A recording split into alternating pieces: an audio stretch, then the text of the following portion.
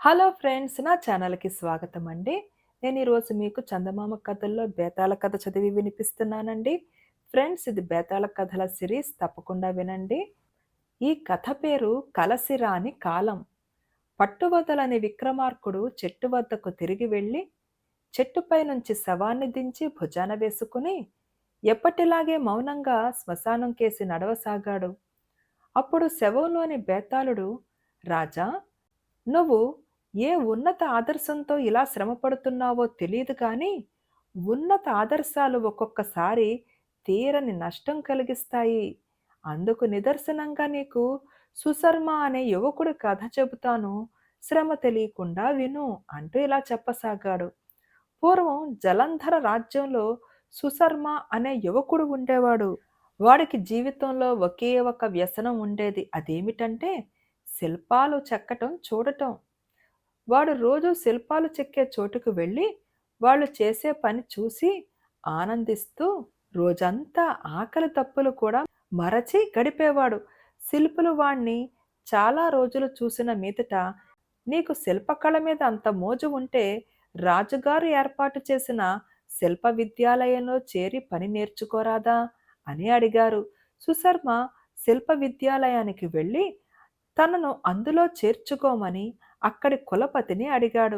నాయనా, నువ్వు శిల్పుల శ్రేణికి చెందిన వారి కొడుకువైతేనే కాని నీకు ఈ విద్యాలయంలో ప్రవేశం ఉండదు అని కులపతి సుశర్మకు తెలిపాడు. సుశర్మ నిరాశ చెంది వెళ్ళి రాజుతో ఫిర్యాదు చేశాడు. రాజు అతని ఆవేదన చూసి, అలాంటి పాత నియమం ఉండేది కానీ ఆనాటి శ్రేణులు విచ్ఛిన్నమయ్యాయి. నీకు విద్యాలయంలో ప్రవేశం నేను ఇప్పిస్తాను. కానీ నువ్వు మాత్రం నీ విద్యను మన దేశ ప్రజలకే ఉపయోగించేలాగా చూడాలి అని అన్నాడు.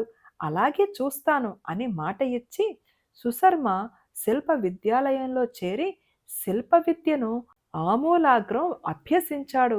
ఇంక నువ్వు నేర్చుకునేది ఏమీ లేదు, శిల్పవృత్తి చేపట్టవచ్చు అని కులపతి సుశర్మతో చెప్పాడు. సుశర్మ రాజు వద్దకు వెళ్ళి, మహారాజా, మన విద్యాలయం చెప్పగలిగినంత మేరకు శిల్ప రహస్యాలు అన్నీ తెలుసుకున్నాను, కానీ నాకు తృప్తి కలగలేదు. ఇంకా తెలుసుకోదగిన రహస్యాలు చాలా ఉన్నాయని నా అనుమానం. తమ సెలవైతే నేను కొంతకాలం పాటు దేశాటన చేసి నాకు తృప్తి కలిగేదాకా శిల్ప రహస్యాలను సేకరించి తిరిగి వస్తాను అని అన్నాడు. సుశర్మ దేశ దేశాలు తిరిగి ఎన్నో శిల్ప సాంప్రదాయాలను తెలుసుకున్నాడు. అయితే అతను ఎక్కడా చూడనిది, విననిది అయిన శిల్ప సాంప్రదాయం నిర్జనారణ్యం మధ్య ఒక పాడుబడిన దేవాలయంలో కనిపించింది. సుశర్మ ఆకలి దప్పులు, అరణ్య మృగాల భయము మరచి ఆ ఆలయంలోనే మాకాం పెట్టి అందులోని శిల్పాన్ని పరిశీలించసాగాడు. ఇంతలో అక్కడికి ఒక విచిత్రమైన వ్యక్తి వచ్చి సుశర్మను గురించి అడిగాడు. నాకు అతి ప్రాచీనమైన శిల్ప సాంప్రదాయాలు కూడా తెలుసును, కానీ ఇలాంటి శిల్పం ఏ యుగానికి చెందినది గ్రహించలేకుండా ఉన్నాను అని సుశర్మ ఆ వ్యక్తితో అన్నాడు. ఇది కృతయుగం నాటిది. ఈ శిల్ప రహస్యాలు తెలిసిన వాళ్ళు భూమి మీద ఒక్కరు కూడా లేరు అన్నాడు వచ్చిన మనిషి. సుశర్మ చాలా విచారం కనపరుస్తూ, ఎంత అన్యాయం అన్నాడు. నువ్వు నా వెంట పాతాళ లోకానికి వస్తావా? నీకు ఈ రహస్యాలు తెలిసిన మహాశిల్పిని పరిచయం చేస్తాను అన్నాడు ఆ మనిషి. వెంటనే సుశర్మ ముఖం వికసించింది. అతను ఆ మనిషి వెంట పాతాళానికి వెళ్ళి దానవుల శిల్పి అయిన మయుణ్ణి చేరుకున్నాడు. అతన్ని పాడుపడిన ఆలయం నుంచి పాతాళానికి తీసుకుపోయినవాడు కూడా దానవుడే. మయుడు సుశర్మకు తన శిల్ప రహస్యాలన్నీ చెప్పాడు. సుశర్మ మయుడికి ధన్యవాదాలు తెలిపి ఆయన వద్ద సెలవు పుచ్చుకొని భూమి మీదకు వచ్చాడు. అతను ఒక పర్వతమయ ప్రాంతం నుంచి పోతుండగా చెక్కడానికి పనికి వచ్చే శిలలు ఒకే చోట కనిపించాయి. సుశర్మ అక్కడే నిలిచిపోయి ఆ శిలల మీద మయుడి శిల్పరీతులను ప్రయోగించసాగాడు. ఆ సమయంలో ఆకాశ మార్గాన పోతున్న దేవతల శిల్పి విశ్వకర్మ కృతయుగం నాటి శిల్పాలను చెక్కుతున్న కలికాలపు మానవుణ్ణి చూసి ఆశ్చర్యపడి కిందకి దిగివచ్చి, అయ్యా, ఈ నిర్జన ప్రదేశంలో ఎవరికీ ఉపయోగపడని చోట ఈ శిల్పాలు ఎందుకు చెక్కుతున్నావు అని అడిగాడు. సుశర్మ తన కథ అంతా చెప్పి, అయ్యా, నేను ఇంకా పరిపూర్ణ శిల్పిని కాలేదు. తెలుసుకుంటున్న కొద్దీ ఇంకా తెలుసుకోవాలని ఉన్నది. నా జీవితమంతా శిల్ప రహస్యాలను తెలుసుకోవడంలోనే గడిపేయదలిచాను. తమరెవరు అన్నాడు. నేను విశ్వకర్మను అన్నాడు విశ్వకర్మ. సుశర్మ ఆయన ముందు సాష్టాంగపడి, నా పూర్వజన్మ పుణ్యం చేత కృతయుగం నాటి దానవ శిల్ప రహస్యాలు తెలుసుకున్నాను. నన్ను మీ శిష్యుడిగా స్వీకరించి నాకు దేవశిల్ప రహస్యాలు కూడా నేర్పి ధన్యుణ్ణి చెయ్యండి అన్నాడు. దుర్మార్గుడా, పాపి, ఇదా నువ్వు చేస్తున్న పని? నువ్వు ఇంతవరకు తెలుసుకున్న శిల్పరహస్యాలన్నీ వెంటనే మర్చిపో అని శపించి విశ్వకర్మ అంతర్ధానమయ్యాడు. బేతాళుడు ఈ కథ చెప్పి, రాజా, విశ్వకర్మకు సుశర్మ మీద అంత ఆగ్రహం ఎందుకు వచ్చింది? ఎందుకు సుశర్మను అంత దారుణంగా శపించాడు? అతను దానవ శిల్ప రహస్యాలు తెలుసుకున్నాడనా, తన శిల్ప రహస్యాలు తెలుసుకోగోరాడనా? ఈ సందేహానికి సమాధానం తెలిసి కూడా చెప్పకపోయావో నీ తల పగిలిపోతుందని అన్నాడు.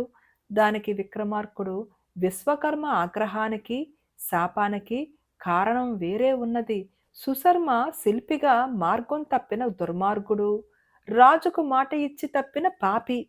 అతను కొత్త శిల్పరీతులు నేర్చుకు వచ్చి తన దేశ ప్రజలకు ఆ జ్ఞానాన్ని ఉపయోగపడేలాగా చేస్తాడన్న ఉద్దేశంతో రాజు అతన్ని దేశాటన చేయనిచ్చాడు.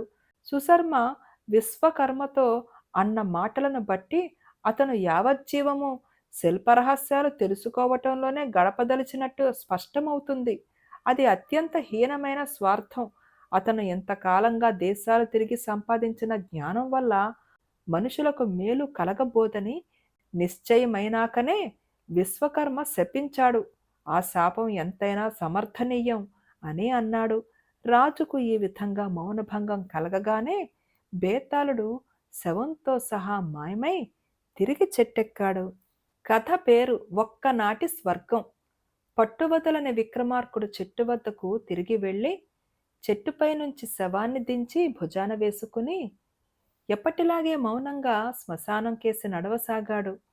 అప్పుడు శవంలోని బేతాళుడు, రాజా, నువ్వు శ్రమ ఫలితాన్ని పొందినప్పుడు అది నీకు తప్పక దక్కుతుంది.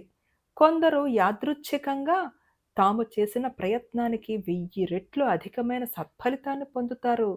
అయితే అలాంటి వారు తమ అదృష్టాన్ని నిలుపుకోలేరు. అందుకు నిదర్శనంగా నీకు చిదంబరుడి కథ చెబుతాను, శ్రమ తెలియకుండా విను అంటూ ఇలా చెప్పసాగాడు. చిదంబరుడు అనేవాడు నిరుపేదవాడు. వాడు కట్టెలు కొట్టుకుని బతికేవాడు. కడుపు నిండా తిండి కూడా ఎరగనివాడు. కడుపు నిండా తిండి కూడా ఎరగని చిదంబరుడు అస్తమానం భోగ భాగ్యాలను గురించి కలలు కనేవాడు.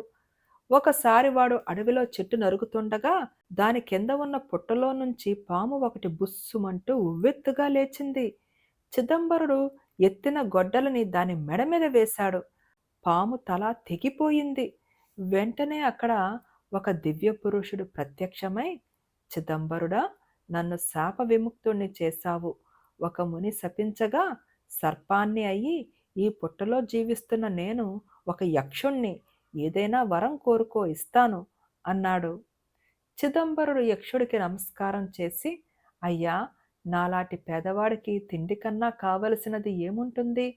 అయితే అది ఏదో విధంగా దొరుకుతూనే ఉన్నది. కానీ మనిషికి కష్టపడినా దొరకనివి చాలా ఉంటాయి. దయచేసి నన్ను మీ లోకానికి తీసుకుపోండి. అక్కడ మీ వైభవాన్ని చూసి ఆనందిస్తాను అన్నాడు. కటిక దారిద్ర్యంలో ఉన్న చిదంబరుడు ధనధాన్యాలు కోరకుండా దేవలోకాన్ని చూడాలని కోరటం యక్షుడికి వింతగా తోచింది. అయినా మాట ఇచ్చాడు గనక వాడి కోరిక తీర్చదలచి, సరే అలాగే, కానీ ఈ వేషంలో నువ్వు మా లోకానికి రాకూడదు. నీకు కూడా ఒక యక్షుడి రూపం ఇచ్చి నా వెంట తీసుకుపోతాను. అయితే నువ్వు అక్కడ చాలా జాగ్రత్తగా మసులుకోవాలి. మానవ లక్షణాలు కనబడనియ్యకు. అజాగ్రత్తగా ఉన్నావంటే నీకు నాకు కూడా మోసం వస్తుంది అన్నాడు. చిదంబరుడు సరేనన్నాడు. యక్షుడు వాణ్ణి యక్షుడిగా మార్చి తమ లోకానికి తీసుకుపోయాడు. ఆ లోకం చిదంబరుడికి అద్భుతమైన కలలాగా ఉన్నది.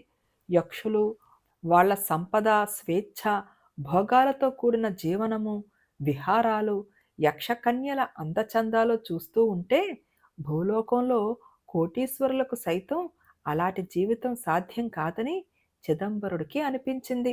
ఎక్కడ చూసినా పాడేవాళ్ళు, నృత్యం చేసేవాళ్ళు, సంగీత వాద్యాలు వాయించేవాళ్ళును. భూలోకంలో 1000 ఏళ్ళు బతికే కంటే ఈ లోకంలో ఒక్కరోజు గడపటం మేలు అనుకున్నాడు చిదంబరుడు. ఇంతలో ఒక యక్షిణి కిలకిలా నవ్వుతూ చిదంబరుణ్ణి సమీపించి అతని చెయ్యి పుచ్చుకుని విహారానికి పోదాం రమ్మని పిలిచింది. ఆమె అందాన్ని చూసి మతిపోయినట్టుగా అయి చిదంబరుడు, అబ్బా, ఎంత అందంగా ఉన్నావు! నీలాంటి అందగత్తెలు మా లోకంలో మచ్చుకైనా కనిపించరు అని నోరు జారి అనేశాడు. వెంటనే ఆమె కోపంతో అతని చెయ్యి విసిరికొట్టి, మూర్ఖుడా, ఎవరు నువ్వు? యక్షుడి వేషంలో ఇక్కడ ఎందుకు తిరుగుతున్నావు అన్నది బుసలు కొట్టుతూ. చిదంబరుడు భయంతో వణికిపోతూ తనను తెచ్చిన యక్షుడి కోసం చుట్టూ చూశాడు, కాని అతని జాడలేదు. చేసేది లేక చిదంబరుడు జరిగిందంతా యక్షునికి చెప్పి క్షమాపణ వేడుకుని, బుద్ధి గడ్డి తిని కోరరాని వరం కోరాను. నన్ను మా లోకానికి పంపేశావంటే బుద్ధిగా బతుకుతాను అని అన్నాడు. వెంటనే ఆమె శాంతించి, నువ్వు ఒక యక్షుడికి శాప విమోచన కలిగించావు కనుక నిన్ను క్షమిస్తున్నాను. ఈసారి అయినా మంచి వరం కోరుకో అన్నది. నాలాంటి పేదవాడికి తిండి కన్నా సమస్య ఏముంటుంది? రోజల్లా రెక్కల ముక్కలు చేసుకున్నా నేను నా భార్య బిడ్డలు సుఖంగా ఇంత తినలేకుండా ఉన్నాం. మాకు జీవితాంతము సుఖమైన భోజనం కలిగేలాగు చెయ్యి అన్నాడు చిదంబరుడు. యక్షిణి అతనికి ఒక పాత్ర ఇచ్చి, ఇది అక్షయ పాత్ర. ఏ క్షణంలో తినటానికి ఏం కావాలన్నా ఇది ఇస్తుంది. దీని సహాయంతో నీ కుటుంబం రాజోచితమైన భోజనాలు చెయ్యటమే కాక కోరినంత మందికి విందులు చెయ్యవచ్చు.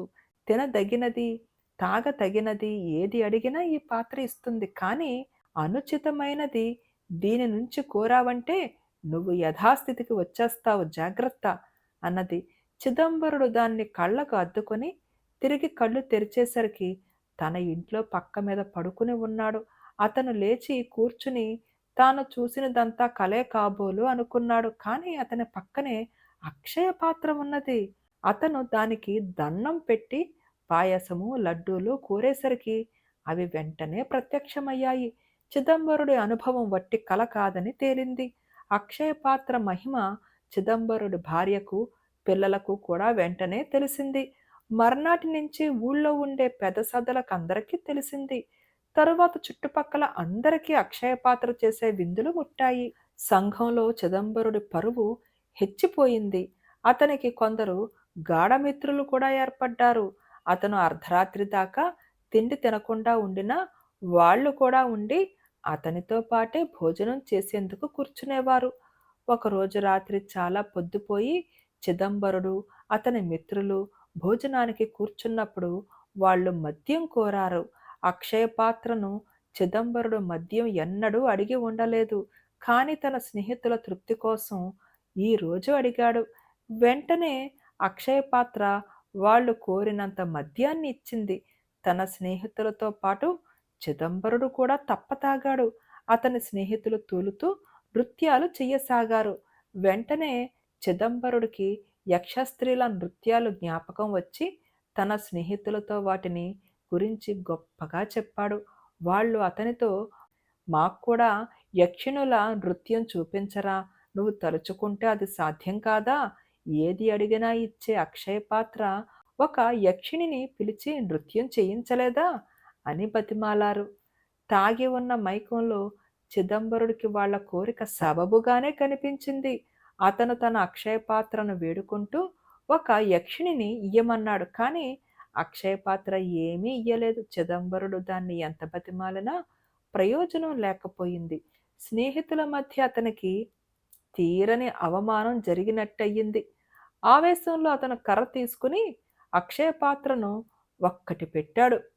అది ముక్కలయ్యింది. మర్నాటి నుంచి చిదంబరుడు గొడ్డలి భుజాన పెట్టుకుని కట్టెలు కొట్టి తన కుటుంబాన్ని పోషించవలసిన వాడైనాడు. బేతాళుడు ఈ కథ చెప్పి, రాజా, మొట్టమొదట యక్షుడు వరం కోరమన్నప్పుడు తన తిండి సమస్యను లక్ష్యపెట్టని చిదంబరుడు యక్షునితో అదే తన జీవిత సమస్య అయినట్టు చెప్పి అక్షయ పాత్రను ఎందుకు తీసుకున్నాడు? అక్షయ పాత్రతో సమాజంలో ఎంతో పైకి వచ్చిన వాడు దాని మీద తన అహంకారం ఎందుకు చూపాడు? ఈ సందేహాలకు సమాధానం తెలిసి కూడా చెప్పకపోయావో నీ తల పగిలిపోతుందని అన్నాడు. దానికి విక్రమార్కుడు, చిదంబరుడు తన జీవితం గురించి వాస్తవ దృక్పథం కలవాడు కాడు. అందుచేతనే వాడు కడుపు నిండా తిండి లేకపోయినా భోగ భాగ్యాలను గురించి కలలు కనేవాడు. యక్షుడు తనను వరం కోరమన్నప్పుడు యక్షలోకం చూడాలని కోరుకున్నాడు. ఆ విధంగా వాడి కలలు పండాయనవచ్చు. కానీ అంతలోనే వాడు యక్షుని శాపానికి గురి అయ్యే పరిస్థితి ఏర్పడి స్వస్వరూప జ్ఞానం కలిగింది. అయితే అక్షయ పాత్ర వల్ల వాడు కోటీశ్వరుడు హోదా సమాజంలో సంపాదించగలిగాడు. అప్పుడు వాడు తాను నిజంగా కోటీశ్వరుడిని అయిపోయాను అనుకొని కోటీశ్వరుడికి కాని చల్లని మనస్తత్వం తెచ్చిపెట్టుకున్నాడు. నిజమైన కోటీశ్వరుడికి ఉండే భౌతికమైన ఆధారం వాడికి లేదు. వాడికున్న ఆధారం అక్షయ పాత్ర. ఆ మాట మరచి తన దురహంకారాన్ని దాని మీదనే చూపి వాడు యథాస్థితికి వచ్చాడు అని అన్నాడు. రాజుకు ఈ విధంగా మౌనభంగం కలగగానే బేతాళుడు శవంతో సహా మాయమై తిరిగి చెట్టెక్కాడు. ఈ కథ పేరు మార్పు. పట్టువదలని విక్రమార్కుడు చెట్టు వద్దకు తిరిగి వెళ్ళి చెట్టుపై నుంచి శవాన్ని దించి భుజాన వేసుకుని ఎప్పటిలాగే మౌనంగా శ్మశానం కేసి నడవసాగాడు. అప్పుడు శవంలోని బేతాళుడు, రాజా, నీకున్న నిలకడ చాలా అసాధారణమైనది. సాధారణంగా అందరూ నాగపాలుడిలాగే కారణం ఉన్నా లేకపోయినా మారిపోతూ ఉంటారు. నీకు శ్రమ తెలియకుండా ఉండగలందులకు నాగపాలుడి కథ చెబుతాను విను అంటూ ఇలా చెప్పసాగాడు. చంద్రావర్తం అనే దేశంలో దేవశ్రేష్ఠి అనే వర్తకుడికి ఒక బండి, శ్వేతవదనం అనే మేలుజాతి గుర్రము ఉండేవి. ఆ గుర్రం పోషణ చూసుకుంటూ బండి తోలటానికి దేవశ్రేష్ఠి దగ్గర నాగపాలుడు అనే కుర్రవాడు ఉండేవాడు.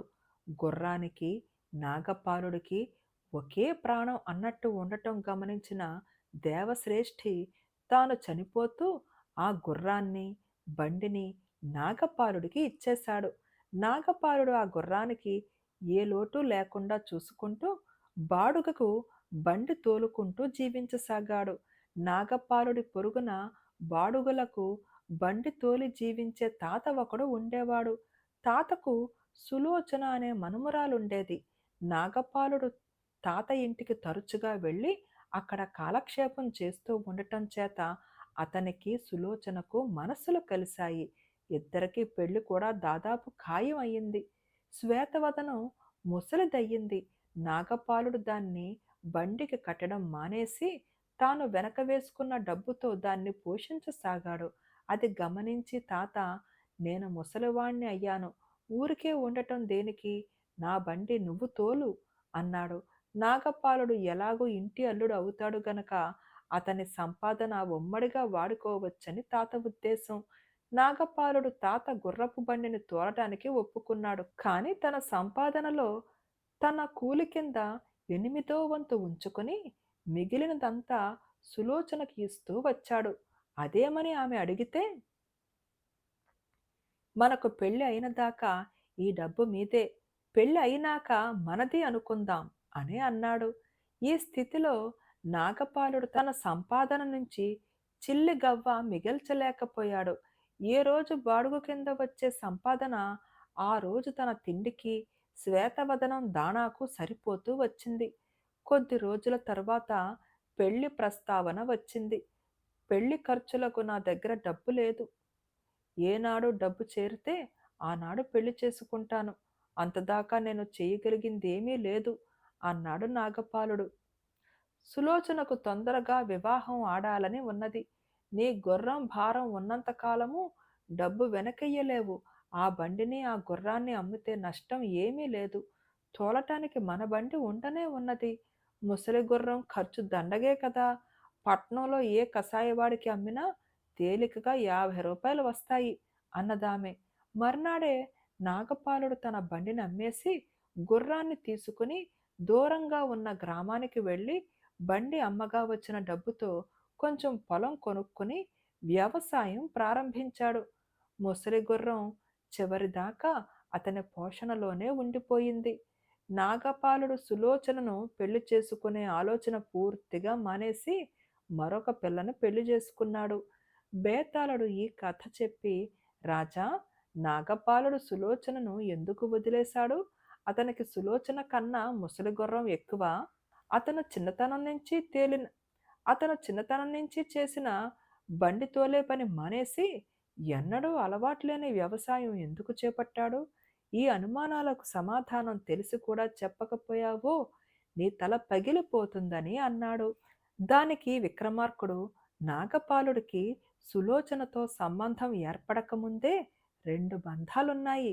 ఒకటి శ్వేతవదనంతో గల బంధం, రెండోది తనకు గుర్రాన్ని, బండిని ఇచ్చిన యజమానితో కృతజ్ఞతా బంధం. ఈ రెంటిని సులోచన అర్థం చేసుకోలేదు. ఆమె డబ్బు మనిషి. ఆమె దృష్టిలో ముసలి గుర్రాన్ని పోషించడం వృథా. బండి తోలే వృత్తికి తమ బండి, గుర్రము ఉన్నాయి. కానీ నాగపాలుడు తన యజమాని ఇచ్చిన బండినే తోలగోరాడు. ఆ వృత్తి సొంతాన చేసుకోవాలంటే శ్వేతవదనాన్ని శ్రమ పెట్టడం అతనికి సాధ్యం కాదు. ఇంకో గుర్రాన్ని కొనలేడు. తనకు సులోచనకు ఉన్న వైఖరిలో తేడా గ్రహించగానే అతను ఆమెను వదిలేశాడు. పోతే జీవితం కొనసాగించడానికి అతను తన యజమాని ఇచ్చిన దాని మీదే ఆధారపడదలుచుకుని బండి అమ్మేసి పొలం కొని యజమాని జ్ఞాపకార్థం వ్యవసాయం సాగించాడు. ఆ వృత్తిలో అతనికి ముసలి గుర్రాన్ని పోషించటం తేలిక. తన జీవితం సార్థకం అయ్యే విధంగా నాగపాలుడు ప్రవర్తించాడు అని అన్నాడు. రాజుకు ఈ విధంగా మౌనభంగం కలగగానే బేతాళుడు శవంతో సహా మాయమై తిరిగి చెట్టెక్కాడు. ఫ్రెండ్స్, కథ నచ్చిందా అండి? కథ నచ్చితే తప్పకుండా లైక్ చేయండి, షేర్ చేయండి and please hype button press చేయండి అండ్ సబ్స్క్రైబ్ చేసుకోవడం మర్చిపోకండి. Thank you.